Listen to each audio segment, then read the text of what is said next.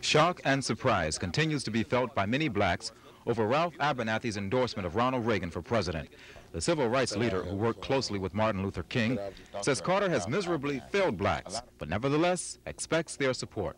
I'm not going to let Jimmy Carter continue to get by on the name of Martin Luther King Jr., who was my dearest friend and closest associate, and whose mantle of leadership fell upon my shoulders, and then he does not produce for the masses of people.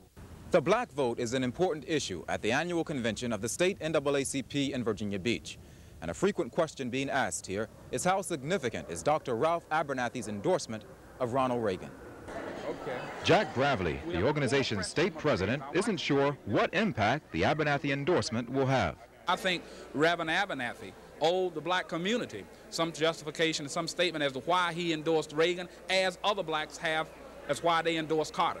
You know, he stated that Reagan promised him some appointments on the Supreme Court, and he promised to whip this high interest rates and inflation and a lot of other things. Well, then Reagan must have that famous cape and telephone booth somewhere. Black voter registration in Virginia has been heavy, according to Gravely, but he would not predict a larger turnout than in 1976, when only 46% of black registered voters cast ballots. You're talking about inflation, you're talking about Iran, you're talking about the apathy in the community, you're talking about two presidential candidates that a lot of folk are not really wild about either one. You know, it's like President Carter, Reagan, and nobody. That kind of mentality is pervasive in the community, and I just don't know yet. Tony Rawls, Area 10, Eyewitness News, Virginia Beach.